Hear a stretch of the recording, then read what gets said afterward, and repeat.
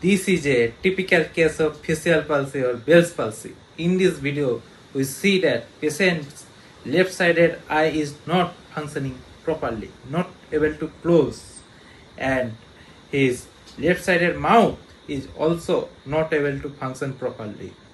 That right side is totally intact, that right-sided muscle is totally functioning well, not able to open, and but left-sided muscle is not functioning well. That is a typical case of facial palsy.